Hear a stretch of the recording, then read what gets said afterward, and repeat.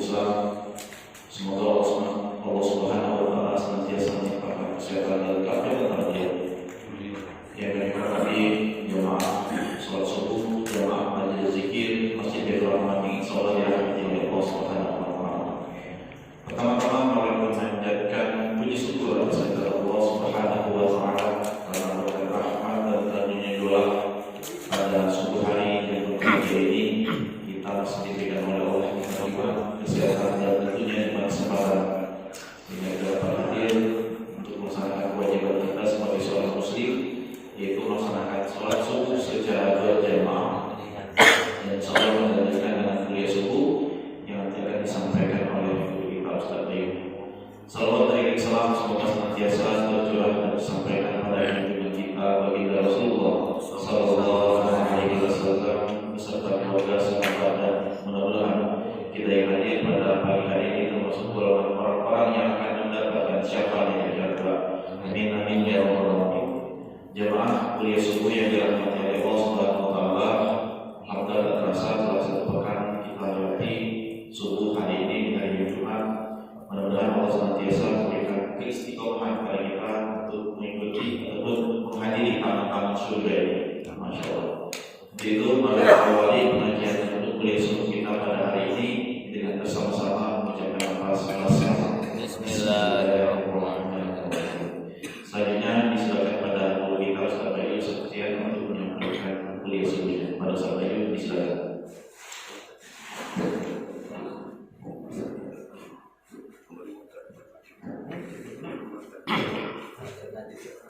A'udzubillahi minasyaitonirrajim. Bismillahirrahmanirrahim. Assalamualaikum warahmatullahi wabarakatuh. Waalaikumsalam warahmatullahi wabarakatuh. Alhamdulillah wa kafa wa usalli wa usallim ala sayyidil mustafa wa ala alihi wa sahbihi ahli sidqi wal wafa. Asyhadu an la ilaha illallah wahdahu la syarika lah wa asyhadu anna sayyidana Muhammadan abduhu wa rasuluh. Rabbi ishrah li sadri wa yassir li amri wahlul 'uqdatam min lisani yafqahu qawli. Amma ba'du. Hadratul muhtaramin a'izatul kiram, para alim, para ulama, para asatidz yang sempat hadir pada kesempatan kali ini, yang saya muliakan, yang sama-sama kita taklimi, yang sama-sama kita harapkan barokah doa serta barokah ilmunya. Amin. Allahumma amin ya rabbal alamin. Alhamdulillah, syukur pada kesempatan kali ini kita dipertemukan oleh Allah Subhanahu wa Ta'ala. Kenapa dipertemukan? Sering kita tidak sadar ngomong kita dipertemukan, tetapi hakikatnya yang memang seperti itu. Manusia itu memang tidak bisa jalan sendiri, tidak bisa gerak sendiri, tidak bisa berencana sendiri. Bahkan rencana ini baru semalam ditelepon Pak Haji. Pak Haji lupa, semalam baru ngabarin, padahal rencananya mungkin lain. Itu membuktikan bahwasanya manusia itu tidak bisa apa-apa. Tidak ada manusia yang bisa apa-apa. Yang bisa segalanya adalah Allah Subhanahu wa Ta'ala. Maka Imam Ibnu Athaillah As-Sakandari itu mengatakan matawa qafa matlabun anta taribuhu bi rabbika wala tayassara matlabun anta taribuhu bi nafsika. Jadi kalau kita itu bersandar atau menyandarkan segala sesuatunya ke Allah, sesuatu yang berat itu akan jadi ringan. Sesuatu yang tidak masuk akal bisa terjadi. Sesuatu yang menurut kita itu muskil jadi nyata. Itu kalau kita sandarkan segala sesuatunya ke Allah. Tetapi kalau kita sombong, kita merasa kita bisa, kita merasa kita mampu, kemudian kita sandarkan semuanya ke dalam diri kita masing-masing, kemampuan kita masing-masing, maka hal yang ringan akan jadi berat, hal yang mudah akan jadi ruwet, hal yang masuk akal jadi tidak masuk akal karena kita sombong menyandarkan kepada kemampuan manusia yang hakikatnya manusia itu tidak bisa apa-apa. Maka rencana taklim ini juga membuktikan bahwasanya manusia itu tidak bisa apa-apa. Sehebat apapun rencana manusia, sudah dijadwal sedemikian rupa majelis taklim, tapi kalau tidak Allah berkehendak, kalau bukan kehendak Allah, tidak mungkin bisa terlaksana. Maka alhamdulillah kita dipertemukan oleh Allah atas kehendak Allah, bahwasanya ini membuktikan manusia tidak ada satupun yang bisa apa-apa, yang bisa segalanya adalah Allah Subhanahu wa Ta'ala. Alhamdulillah pada kesempatan kali ini, semalam saya ditelepon oleh Pak Haji, Mas tolong nanti bahas tentang akhlak gitu aja ya. Insya Allah saya bawa kitabnya tentang akhlak. Kebetulan memang saya akhir-akhir ini lagi bahas tentang akhlak. Nah ini kebetulan atau enggak, pokoknya Allah sudah menakdirkan seperti itu. Kok pas banget akhir-akhir ini memang saya kajian lagi bahas tentang akhlak gitu. Semalam Pak Haji telepon, tolong besok kalau bisa kajiannya tentang akhlak. Wes siap insya Allah. Gitu aja. Saya bawa kitabnya. Salawat serta salam kita haturkan kepada junjungan Nabi kita, Nabiullah Muhammad sallallahu alaihi wasallam. Satu-satunya nabi yang nanti biidznillah dengan izin Allah Subhanahu wa taala itu bisa memberi syafaat kepada umatnya. Dari manusia pertama sampai manusia terakhir nanti di padang mahsyar itu akan dikumpulkan. Manusia pertama namanya Nabi Adam alaihi salam. Manusia terakhir namanya siapa? Kalau ditanya Pak, nama manusia pertama siapa? Nabi Adam, tahu semua. Manusia terakhir, kok tahu pertama nggak tahu terakhir? Manusia pertama Nabi Adam alaihi salam, manusia terakhir nggak ada yang tahu siapa yang nanti hidup. Nah, tetapi nanti semuanya itu akan dikumpulkan di padang mahsyar. Di padang mahsyar nanti dikumpulkan, semua itu kebingungan, nggak ada yang tenang ketika kumpul di situ. Nggak kayak sekarang tenang karena dapat Jumat berkah. Kumpul di sini tenang, dapat Jumat berkah. Tapi nanti kumpulnya di padang mahsyar. Sebelum yaumul hisab, sebelum amal perbuatan kita dihitung di hadapan Allah, sebelum yaumul mizan, semua amal perbuatan kita ditimbang di hadapan Allah. Semua itu gusar, gak ada yang tenang. Jalan ke sana ke sini saling meminta pertolongan. Orang datang ke Nabi Adam alaihi salam, meminta Nabi Adam, wahai Nabi Adam, tolonglah hamba, tolonglah kami, mintakan ampun, mintakan tolong kepada kami agar kami selamat. Nabi Adam mengatakan, saya tidak bisa nolong kamu, orang nasib saya saja belum jelas. Terus hanya satu manusia yang dengan izin Allah bisa memberi pertolongan, yaitu Nabi Muhammad sallallahu alaihi wasallam. Maka nabi-nabi terdahulu itu iri, Pak. Nah, sekelas nabi dan rasul sebelum Nabi Muhammad itu iri kepada siapa? Ya kepada kita. Kita ini menjadi sesuatu yang istimewa karena ditakdirkan oleh Allah itu lahir sebagai umat Nabi Muhammad sallallahu alaihi wasallam. Dan umat Nabi Muhammad itu yang menjadikan iri. Siapa yang iri? Bukan main. Yang iri bukan cuma Pak Wali Kota, Pak.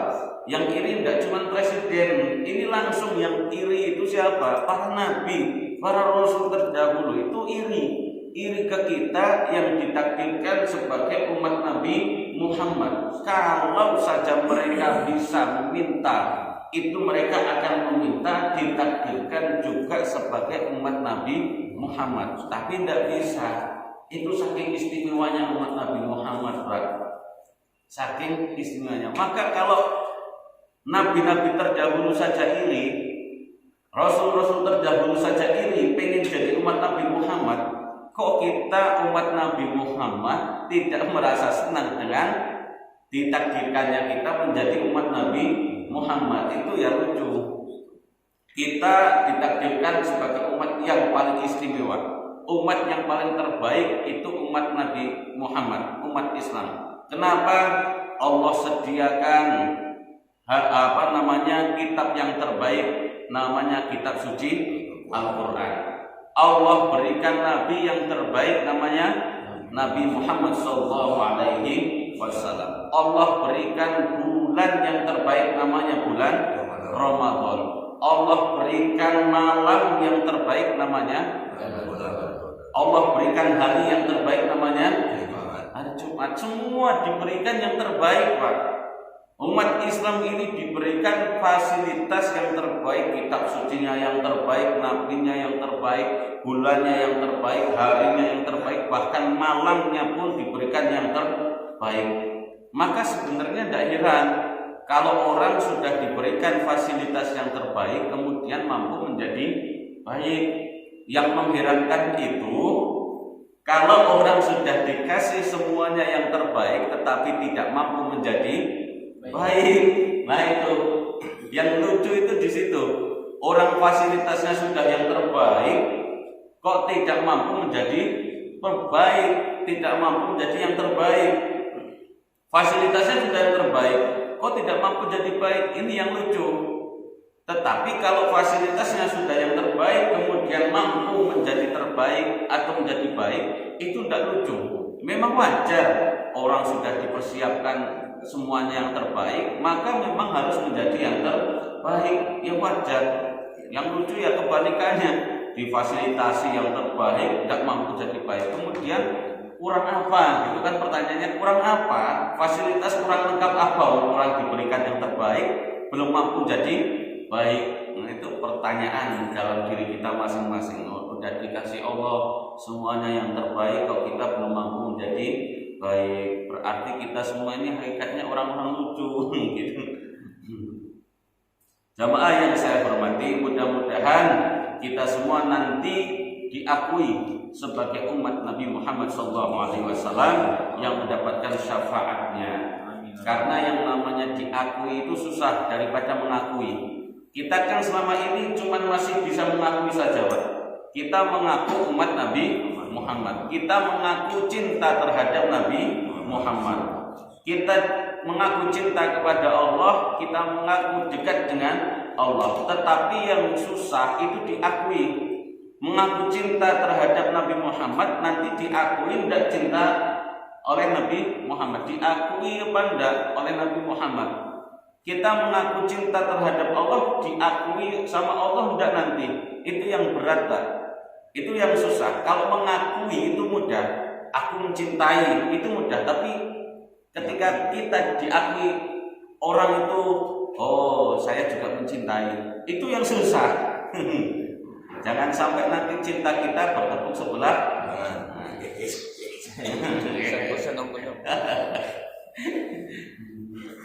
Jadi seperti itu, mengakui mudah, yang berat itu diakui. Tapi mudah-mudahan kita mengakui juga nanti diakui oleh Nabi Muhammad SAW dan oleh Allah Subhanahu wa Ta'ala. Pada kesempatan kali ini saya membawa kitab Bulughul Maram. Kitab Bulughul Maram itu karangan Ibnu Hajar Al-Asqalani. Jadi kitab Bulughul Maram itu sedikit unik dibandingkan kitab-kitab yang lainnya. Kenapa kitab Bulughul Maram ini sedikit unik? Kitab Bulughul Maram ini kan isinya hadis-hadis, Pak. Hadis-hadis dari bab bab fikih dasar sampai akhir, kemudian ada di belakangnya namanya Kitabul Jami. Kitabul Jami itu nempel di terakhir kitab Bulughul Maram. Ada bab sendiri, babul adab. Ini unik.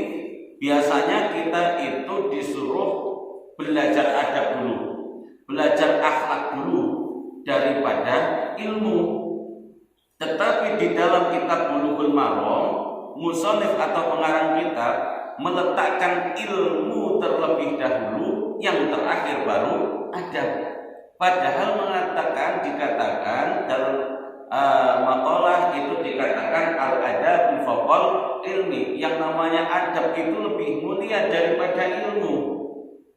Apa berarti orang berilmu tidak mulia? Ya enggak. Maksudnya seperti ini, Pak. Orang itu sudah berakhlak, orang itu sudah punya adab, mesti dia tahu ilmunya. Orang bisa menghormati orang berarti dia sudah tahu ilmunya cara menghormati orang. Orang bisa tawadhu berarti dia sudah tahu ilmunya tentang tawadhu.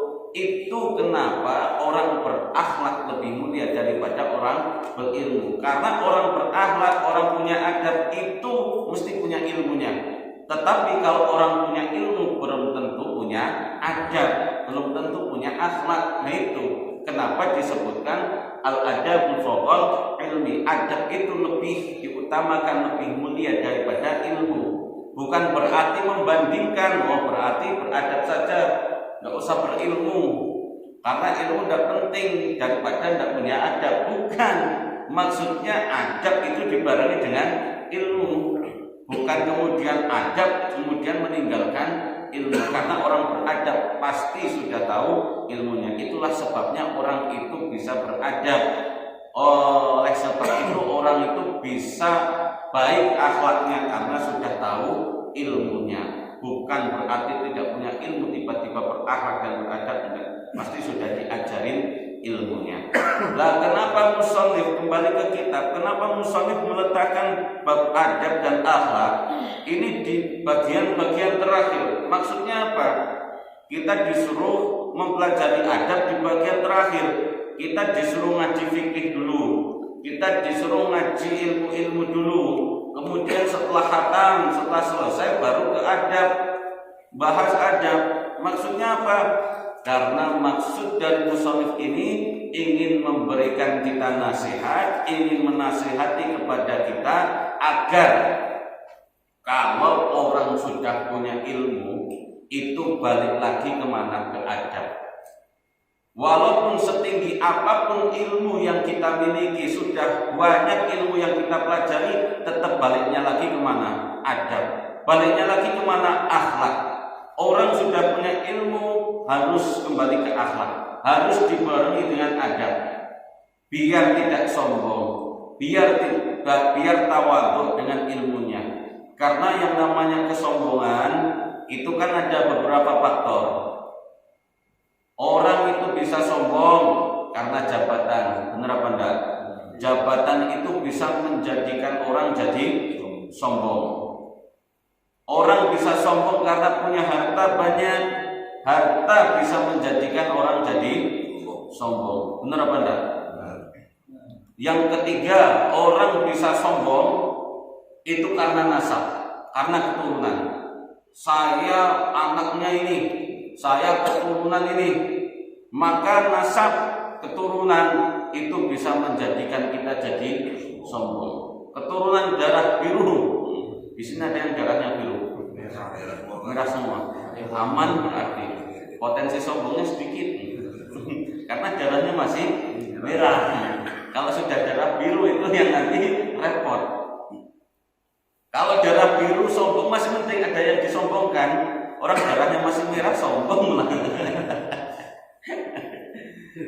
Keturunan darah biru sombong. Keturunan orang yang berpangkat, bertahta, mempunyai kedudukan menjadikan sombong. Karena apa? Keturunan. Karena nasab menjadikan kita jadi sombong. Ingin dimuliakan, ingin dihormati, menjadikan sombong karena keturunan. Orang bisa sombong juga karena ilmu, Pak. Orang yang biasa berbicara di hadapan umum, orang yang biasa berceramah, orang yang biasa ngajar ngaji, itu potensi besar menjadikan dirinya jadi sombong. Ini serius. Karena orang sudah merasa bisa, saya ini diamanai, sering diundang ke sana ke sini untuk ceramah, sombong, merasa dirinya lebih pintar, pengen dihormati. Ketika ada undangan, duduknya paling belakang, di sini tidak terima. Saya kan ustadz ini, kenapa duduknya belakang? Saya di depan sana lah, bareng ustadz-ustadz yang lain. Dia dekat meja makan. Itu sudah ada penyakit hati. Itu yang menjadikan penyakit. Ketika ada acara di masjid, duduk di belakang, di sini walaupun tidak terucap, di sini sudah ada penyakitnya.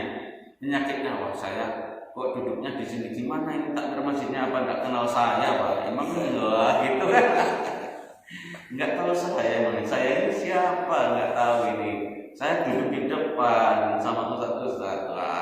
Kalau sudah seperti itu berarti sudah timbul di sini penyakit yang menjadikan dirinya sombong. Karena apa? Karena ilmu, merasa punya ilmu, merasa pintar, merasa hebat, pengen dihormati, pengen disebut gelar kemanusiaannya, maksudnya disebut gelar oleh manusia, dipanggil ustadz, dipanggil mubalik, dipanggil ulama, dipanggil kiai, dipanggil lain sebagainya.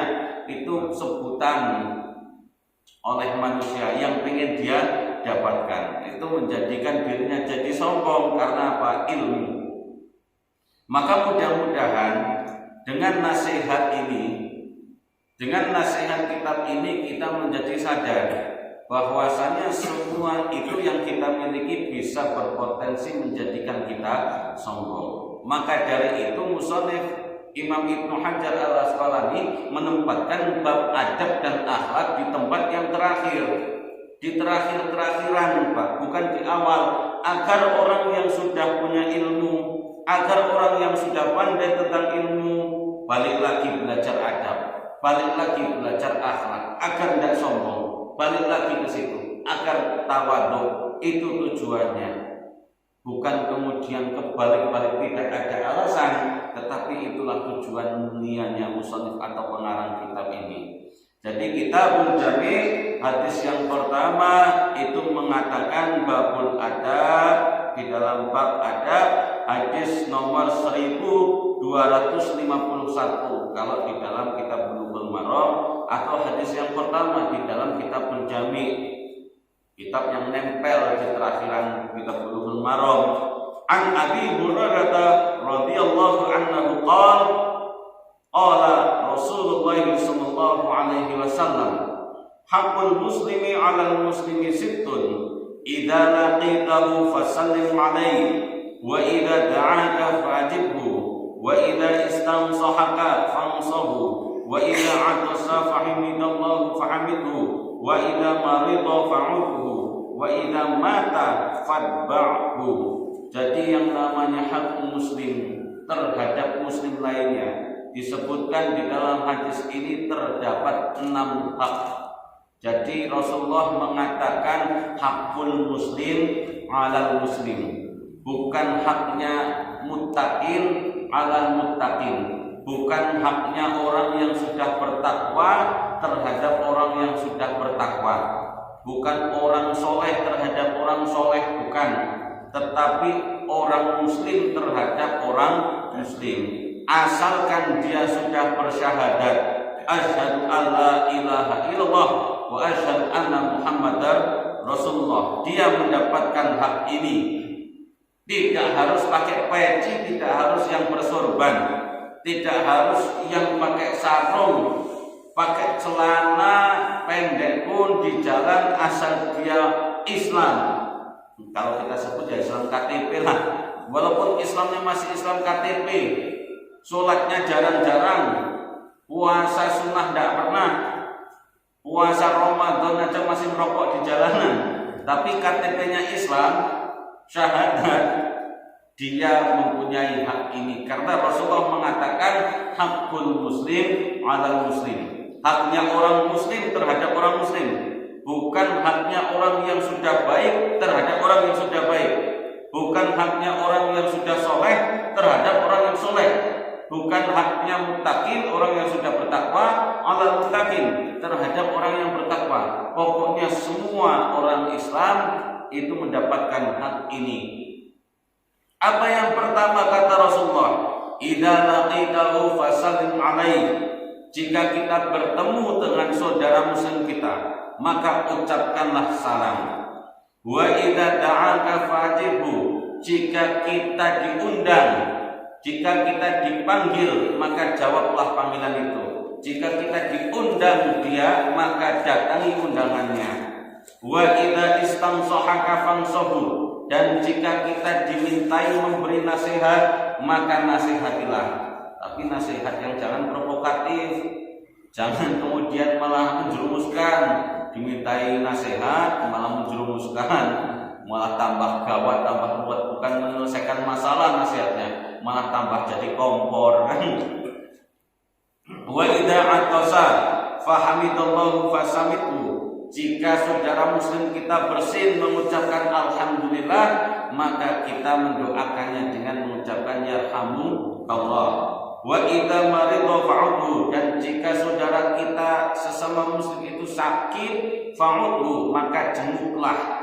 Wa idza mata fatba'hu, dan jika ada saudara kita mati, maka iringilah mayitnya. Jadi itulah adab kita, akhlak kita terhadap sesama muslim. Hadis pertama di dalam Kitabul Jami. Jadi itu akhlak kita sebagai muslim terhadap muslim lainnya, adab kita terhadap muslim lainnya. Kata Rasulullah, wa idza laqitahu fasallim alaihi, jika kita bertemu saudara kita, fasallim alaihi, maka ucapkanlah salam. Rasulullah itu pertama dulu pernah ditanya oleh salah satu sahabat, ya Rasulullah, ayul islamin khairun, ayul islami khairun, Islam yang seperti apa yang paling baik ya Rasulullah? Islam yang seperti apa yang paling baik di hadapan Allah ya Rasulullah? Apa yang kami harus perbuat agar kami menjadi seorang muslim yang baik di hadapan Allah? Apa kata Rasulullah? Tut'imut ta'am, berikanlah makan, wa taqra'us salam, dan ucapkanlah salam, ala man arafta, terhadap orang yang sudah kamu ketahui, orang yang sudah kamu kenal, wa man lam ta'rifu, dan terhadap orang yang belum kamu kenal. Kata Rasulullah ketika ditanya oleh salah satu sahabat, agar kami menjadi orang yang baik, agar Islam kita menjadi Islam yang terbaik, itu apa yang harus kami lakukan Rasul?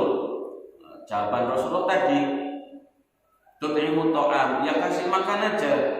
Terhadap siapa? Yang jelas terhadap orang yang butuh makanan, lil fuqara wal masakin wal yatama, terhadap orang fakir, miskin, dan anak-anak yatim, berikan makanan itu. Kemudian apalagi ya Rasulullah? Taqra'us salam, ucapkanlah salam, ala man arafta wa man lam ta'rifu, terhadap orang yang sudah kamu kenal dan orang yang belum kamu kenal. Kira-kira kalau saya tanya Pak, dijawab dengan jujur, berat mana ngeluarin 100 kotak sama ngucapin assalamualaikum warahmatullahi wabarakatuh? Hah? Kita disuruh Pak, pilih mana? Hari ini sedekah 100 nasi kotak sama ngucapin assalamualaikum warahmatullahi wabarakatuh. Ngucapin salam lebih berat. Apa nasi kotak lebih berat? Nasi kotak lebih berat. Berarti yang ringan itu ngucapin assalamualaikum warahmatullahi wabarakatuh. Karena ngucapin salam cuma lisan, assalamualaikum warahmatullahi wabarakatuh. Tetapi kalau bikin nasi kotak, ya harus ada uangnya dulu, harus ada rezeki dulu. Tetapi enggak, berat salam,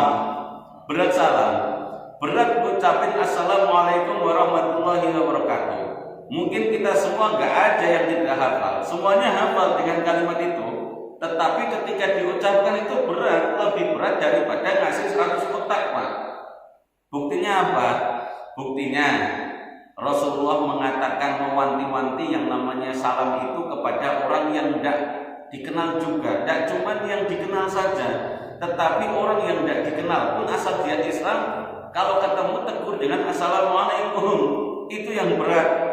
Kalau sama-sama orang Baitur Rahman majelis ini ketemu di jalan, assalamualaikum, nah kemana Kak? Mudah. Tetapi yang berat itu kalau tidak kenal, walaupun sama-sama di Pelunas 3, bloknya sama, tapi tidak pernah ketemu sekali, jarang ngucapin assalamualaikum, berat. kita masih sebatas ngucapin salam kepada orang yang kenal. Sama orang yang nggak kenal, sering apa nggak pernah ngucapin salam. Coba nanti jalan-jalan pagi, kan banyak orang tuh di padat karya. Itu banyak yang kenal apa nggak kenal? Banyak yang nggak kenal. Setiap ketemu, assalamualaikum Pak, assalamualaikum Pak. Itu kira-kira ini bikin bingung apa bikin itu? Bingung, berat. Assalamualaikum, waalaikumsalam. Yang disapa siapa ini? Aku pernah ketemu, tapi diingat-ingat mukanya nggak pernah ketemu. Apa jamaah ini? Bukan, bikin bingung. Kita juga ketika ada orang tiba-tiba assalamualaikum Pak, mana? Dijawab dulu waalaikumsalam. Tetapi setelah itu bingung, siapa ya tadi yang salam? Sampai rumah nggak ingat. Sampai rumah kita tanya istri, Mah tadi yang itu kenal nggak kenal loh. Kirain kenal sama kamu, enggak sama kamu. Bikin bingung Pak. Salam kepada orang yang enggak dikenal itu bikin bingung. Padahal ajaran Rasulullah yang bilang seperti itu.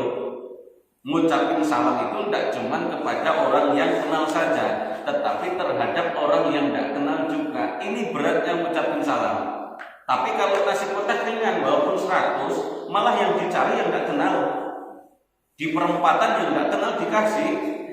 Ya enggak usah. Yang enggak kenal itu mah dikasih. Orang-orang enggak tahu dari mana datangnya, yang penting di perempatan. Enggak kenal semua, dikasih ringan ternyata. Daripada ngucapin assalamualaikum terhadap orang yang enggak dikenal. Jadi sekarang lebih berat mana? Salam apa nasi kotak? Ragu masih. Nah, kalau berat salam berarti insya Allah Jumat berkahnya nanti lebih banyak lagi. Kan gitu. Jadi setiap nanti jamaah satu-satu bawa 100 kotak masing-masing. Saya 100 kotak aja lah daripada ngucapin salam di simpang 4 sana. Assalamualaikum, assalamualaikum. Berat, dikira gila ini. Tapi memang seperti itulah ajaran Islam yang sesungguhnya. Adab kita, akhlak kita terhadap orang Islam itu seperti itulah yang diajarkan oleh Rasulullah. Ngucapin salam tidak cuma terhadap orang yang kita kenal, terhadap orang yang tidak kenal pun asal tahu itu Islam. Kita kan di sini mayoritas Islam. Hanya segelintir saudara kita yang tidak Islam, belum syahadat. Itu sudah pasti ketika ketemu 99% itu orang Islam.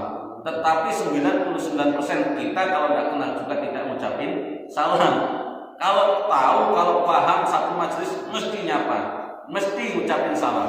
Yang berat yang tidak kenal, berarti kita butuh hati yang ikhlas Pak untuk menerima nasihat dari Rasulullah ini. Kita butuh nasihat benar-benar, kita butuh hati yang lapang, butuh hati yang benar-benar ikhlas, sabar menerima nasihat dari Rasulullah. Ini bukan nasihat yang saya sampaikan dari saya, tetapi ini nasihat dari Rasulullah juga untuk yang baca, yang menyampaikan juga dinasihatin. Ikhlas untuk menerima nasihat ini. Kenapa harus ikhlas? Karena ternyata agama kita, beragamanya kita itu selama ini masih sebatas pakaian saja. Yang ketemu celana jenggotnya tebal, assalamualaikum ya akhi, fasih assalamualaikumnya. Tetapi ketika celana cingkrang jenggot panjang ketemu yang sarungan, tidak mungkin salam, jarang mau salam, pura-pura tidak lihat, pura-pura lihat yang lainnya. Padahal sesama muslim, sesama orang Islam, ketemu sama-sama sarungan ketemu sarungan, assalamualaikum, fasih. Tetapi sarung ketemu celana cingkrang tidak mau tegur, sapa naudzubillahi. Bener apa enggak seperti itu kita masih. Nah, ikhlas kita menerima nasihat, harus ikhlas kita sebenarnya, harus terbuka benar-benar dalam hati. Tidak harus ke padat karya di majelis, di masjid ini Baitur Rahman ketika jamaah banyak yang datang majemuk pakai sarung lah, pakai celana lah, pakai gamis lah, tapi yang tidak terlihat, ya yang tidak yang tidak sama dengan kita, yang tidak segalan dengan kita, jarang kita bertegur sapa. Wah, itu rombongan itu, yalah. Wah, kita kan rombongannya yang ini. Itu jamaah sana, bukan jamaah kita. Biarlah. Itu masih seperti itu agama kita. Masih sebatas memandang pakaiannya, masih sebatas penampilannya saja. Oh, itu kan ahli bid'ah, nggak usah disalami. Nanti kita ikut-ikutan bid'ah.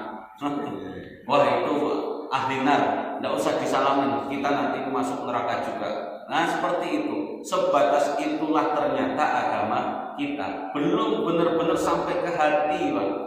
Belum benar-benar di dalam hati kita. Nasihat ini butuh keikhlasan. Belum sampai ke hati kita. Kalau kita sudah sampai ke hati Islamnya, itu yang ummah bi aini rahmah. Melihat pakaian yang tidak sama dengan kita itu tenang hatinya. Bukan di sini gemerutuk malah ngomong itu ini buat panjang tapi enggak.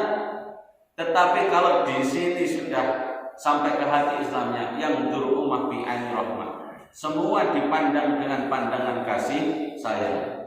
Mau yang pakai gamis, pakai sarung, mau pakai celana, semua dipandang itu saudara saya.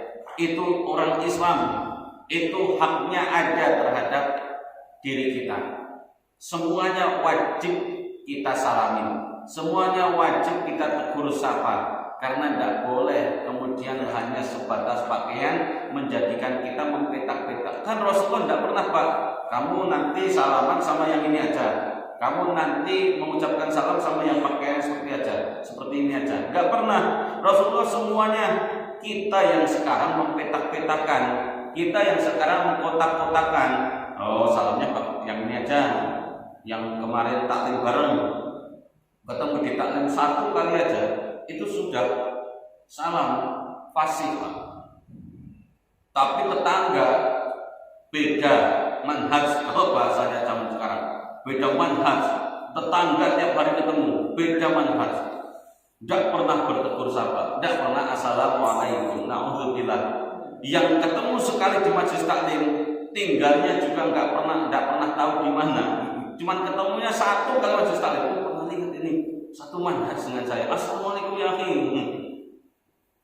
Langsung tegur sapa, salamnya langsung fasih. Itu na'udzubillah. Jangan sampai kita itu ketika menjadi seorang muslim hanya sebatas menjadi penyakit hati ajarannya. Itu na'udzubillah. Makanya ini di dalam kitab ini diajarkan, dinasihati bahwasanya setiap muslim harus punya adab ini, harus punya akhlak ini. Tidak boleh ketika kita menjadi seorang muslim malah justru Islamnya kita akan menimbulkan penyakit dalam hati kita.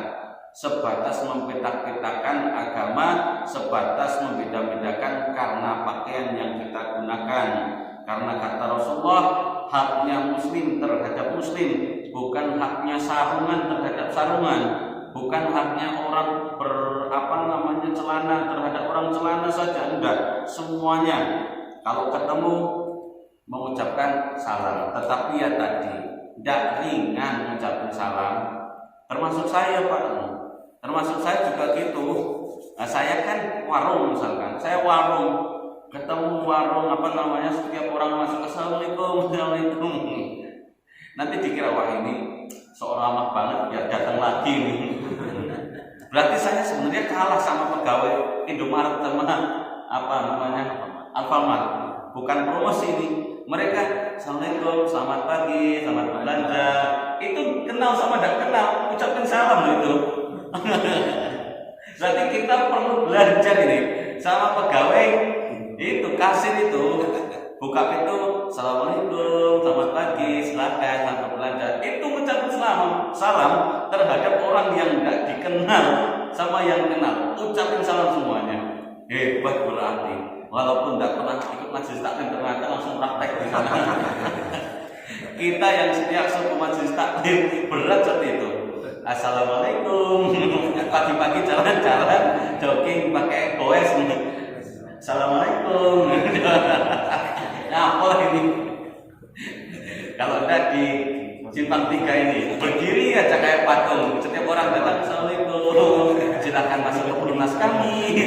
Semoga selamat sampai rumah. Pagi-pagi sampai malam. Kira-kira kayak gitu berani apa enggak? Pak Edwin. Harus dicontohin dulu sama yang punya kawasan dulu contohin. Semoga menjadi warga yang baik.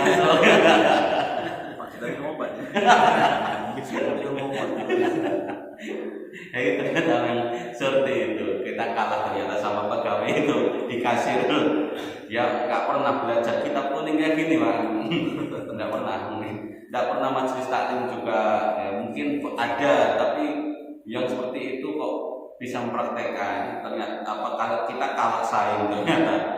Kita kalah saing yang berusaha memakmurkan masjid, prakteknya kalah saing dengan orang-orang tersebut. Tapi orang-orang tersebut kalau bukan tuntutan kerja juga masih nggak mau. Karena dibayar aja. Saya juga kalau dibayar mau, Pak. Saya di Simpang 3 itu dibayar. Satu harinya sekali ucapin salam berapa, udah nggak apa-apa. Pakai masker kan? Masker. Pakai kacamata hitam, nggak kenal. Nah, itu mungkin yang bisa disampaikan pada kesempatan kali ini. Kemudian sedikit saya tambahin. Kalimat salam itu kan menggunakan kalimatnya Assalamualaikum warahmatullahi wabarakatuh. Assalamualaikum itu di dalam Al-Quran. Ketika kita disapa orang dengan kalimat Assalamualaikum atau disapa orang, kata Allah di dalam surat An-Nisa, saya lupa ayatnya. Tanya Ustaz Kisman nanti kalau saya lupa ayatnya. Wa idza hayyitum bi tahyatin fahayyu bi ahsana minha aw rudduha. Kalau ada orang itu datang ke kita, nyapa kita, memberi penghormatan terhadap kita, itu maka balaslah penghormatan tersebut, balaslah salam tersebut dengan salam yang lebih baik, dengan penghormatan yang lebih baik, auduha atau semisalnya, atau sepadan dengan yang dia ucapkan. Jadi perintah Allah langsung, Pak, ini. Kalau ada orang ucapin salam, kita diperintahkan oleh Allah. Tidak main-main, tidak main-main ini. Langsung diperintahkan oleh Allah. Kalau ada orang nyapa kamu, memberi penghormatan, mengucapkan salam, maka balaslah penghormatan tersebut. Balaslah salam tersebut dengan balasan yang lebih baik. Allah yang memerintahkan, bukan manusia lagi yang memerintahkan. Atau semisalnya, atau sepadan. Berarti ketika ada orang yang masih bermusuhan atau masih tidak akur dengan kita mengucapkan salam, walaupun tidak akur, walaupun lagi bermusuhan, itu tetap wajib kita jawab salamnya. Assalamualaikum, Pak. Masih belum minta maaf. Salam.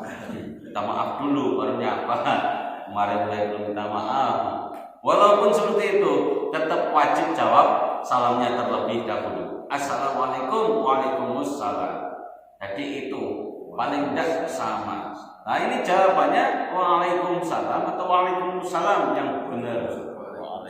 Waalaikumsalam. Berarti waalaikumsalam salah. Benar. Yang aman benar dua-duanya lah. Waalaikumsalam atau waalaikumsalam. Kalau kita selama ini waalaikumsalam atau waalaikumsalam. Waalaikumsalam. Kalau lagi cepat waalaikumsalam. Kalau lagi ingin fase ya waalaikumsalam. Kalau lagi majelis taklim waalaikumsalam. Kalau lagi cepat waalaikumsalam. Tapi secara kaidah bahasa, ini secara kaidah bahasa. Secara kaidah bahasa di dalam ilmu nahwu dan sorof itu kalimat assalamualaikum warahmatullahi wabarakatuh, kalimat salamnya itu, salamun itu namanya isim. Jadi kalau itu menggunakan alif lam, itu namanya isim ma'rifat. Tetapi kalau kalimat salamnya itu tidak ada alif lamnya, itu namanya isim nakiro. Coba bayangkan, assalamualaikum ada ininya. Kan kalimatnya tulisannya ada alif lamnya. Assalam. Ada alif lamnya. Kalau ada alif lamnya itu namanya isim ma'rifat. Kalau alif lamnya tidak ada, namanya isim nakiroh. Apa bedanya isim makrifat sama isim nakiroh? Salam itu kan artinya selamat. Kalau ada alif lamnya itu makrifat, artinya apa? Selamatnya sudah pasti. Selamatnya dari Allah. Yang menyelamatkan siapa? Sudah pasti yang menyelamatkan Allah. Itu kalau isim makrifat. Tetapi kalau isim nakiroh tanpa alif lam, salamun, berarti isimnya nakiroh, selamatnya belum pasti. Yang menyelamatkan siapa? Seperti itu, belum pasti. Makanya ketika ada orang mengucapkan Assalamualaikum warahmatullahi wabarakatuh, maka jawaban yang tepat secara kaidah bahasanya adalah Waalaikumsalam, bukan Waalaikumsalam. Karena kalau Waalaikum dimatikan, berarti salamnya tidak ada alif lamnya. Waalaikumsalam. Padahal kata Allah, wa idza huyitum bitahiyatin fahayyu bi ahsana minha aw rudduha. Kalau kita diberi penghormatan, balaslah penghormatan yang lebih baik atau sepadan. Lah ini Assalamualaikum pakai isim ma'rifat. Kita didoakan agar diselamatkan oleh Allah. Tetapi kalau kita jawab menggunakan Waalaikumsalam, berarti kita lebih rendah jawabannya, tidak selevel. Waalaikumsalam berarti salamnya ini isim nakiroh, berarti belum tentu diselamatkan oleh Allah. Makanya agar sama-sama isim ma'rifat, agar sama-sama selamatnya diselamatkan oleh Allah, maka bukan dimatikan, tetapi dilumahkan Waalaikummus, ada alif lamnya. Karena kalau tidak alif lamnya, bacanya tidak mungkin Waalaikumsalam secara kaidahnya. Kalau dimatikan, mesti nanti salamnya tidak ada alif lamnya. Tetapi kalau dilumahkan, dibaca mesti nanti ketambahan alif lamnya. Jadi itu secara kaidah bahasa. Secara membaca seperti itu, secara menjawab juga seperti itu. Itu secara kaidah bahasanya. Karena Allah memerintahkan kita itu paling tidak sepadan. Jangan kemudian isim ma'rifat dijawab dengan isim nakiroh. Itu malah lebih rendah. Waalaikumsalam. Waalaikumsalam yang lebih tepat secara kaidah bahasa. Mungkin itu saja. Ada yang mau didiskusikan sampai waktu surupnya sekarang jam berapa? 5:50. 6:10. Ini kalau dari kemana? 5.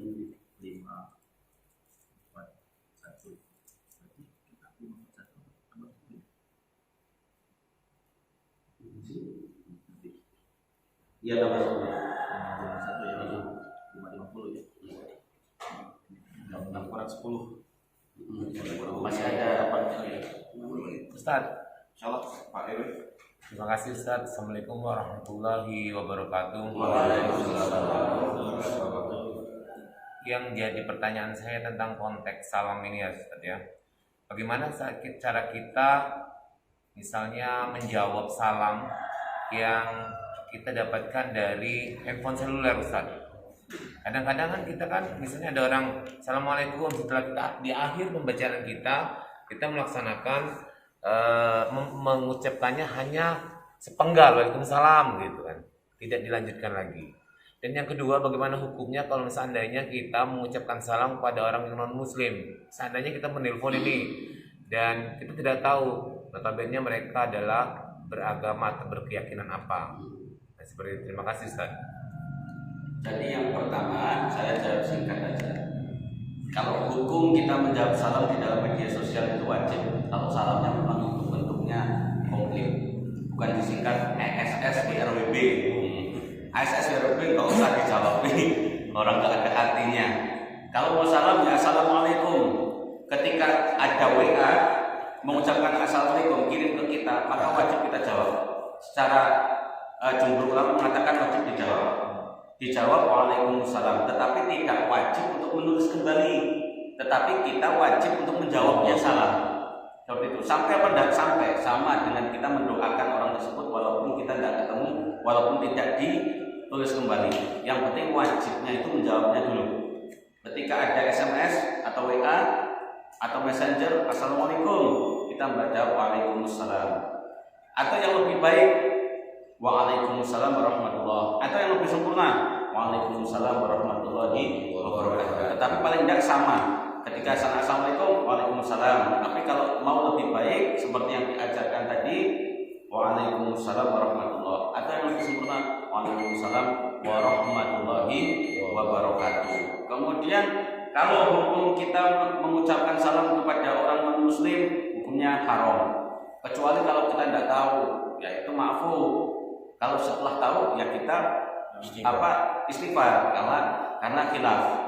Kalau kita tidak tahu, tetapi kalau sudah tahu itu bukan agama Islam, karena relasi Pak RW kan tidak semuanya orang muslim. Banyak. Kalau kita sudah tahu, maka tidak boleh kita kemudian mengucapkan assalamualaikum. Tetapi kalau mereka yang mengucapkan salam, kan assalamualaikum kalimatnya mudah diucapkan. Orang Konghucu Kristen itu mudah mengucapkan assalamualaikum, hafal semuanya. Kalau mereka yang mengucapkan ke kita diperintahkan untuk menjawab, malah bukan diperintahkan untuk menghindar dan menjawab. Justru kita diperintahkan untuk menjawab, tetapi jawabannya sebatas waalaikum atau waalaika, tidak sampai salam, karena salam itu selamatnya oleh Allah tadi. Sebatas itu waalaikum, disuruh jawab biar tidak menjadi fitnah, biar tidak menjadi mudarat. Wah, ini Islam sombong-sombong banget disapa tidak mau jawab. Diperintahkan jawab, tetapi tidak sampai salam, apalagi sampai warahmatullahi wabarakatuh, tidak sampai itu. Waalaikum warahmatullahi. Terima kasih misalnya. Iya ya, seperti itu untuk menghindari di dalam bermasyarakat. Itu saja. Baik, silakan. Ada lagi? Ustaz, terkait salam tadi kita kan sering dengar salam tadi kan disampaikan, salam tadi kan wajib menjawab salam tadi kan, menjawab salam. Nah, kalau kita dengar di televisi ya kan, ataupun di ini orang mengucapkan salam, apakah statusnya konteksnya juga kita masih wajib menjawabnya? Ya, jadi kalau itu live dan kita niatkan untuk menyimak, maka wajib jawab salam. Kalau kita niatkan untuk menyimak, tapi kalau sekilas, kayak misalkan iklan itu saya bukan pendapat saya mengambil pendapat ulama yang mengatakan tidak wajib.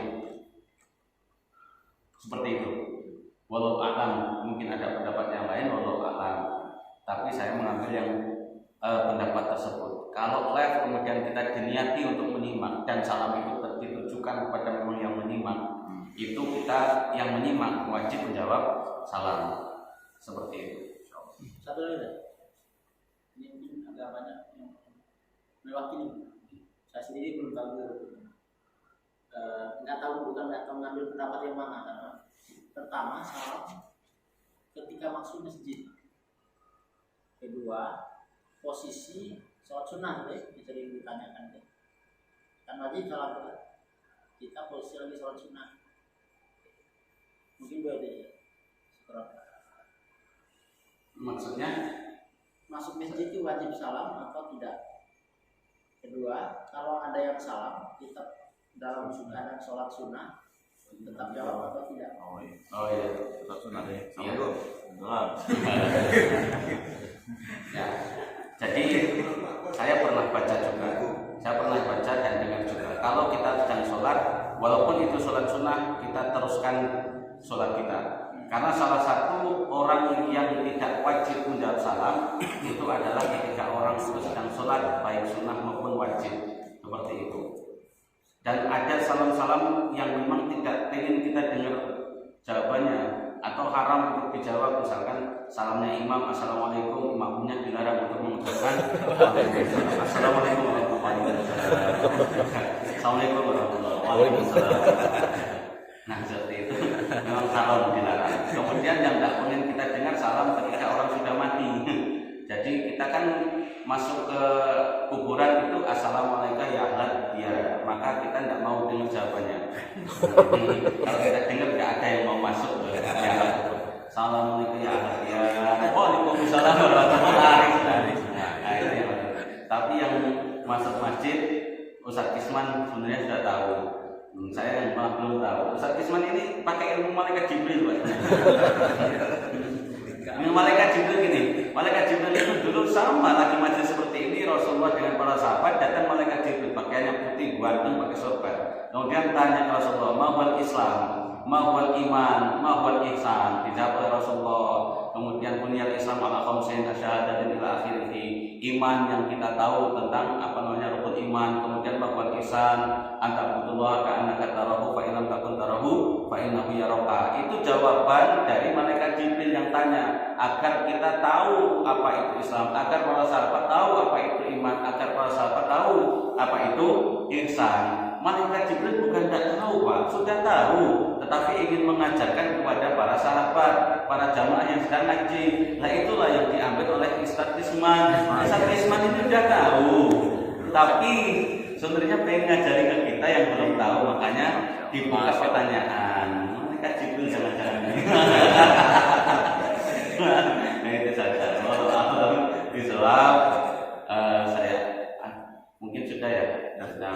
Kita tutup. Wallahu a'lam bishawab. Nanti ditutup dengan kafaratul majlis. Saya tutup dengan salam. Wallahu a'lam bishawab. Wallahu muwaffiq ila aqwamit thoriq. Assalamualaikum warahmatullahi wabarakatuh. Waalaikumsalam warahmatullahi wabarakatuh.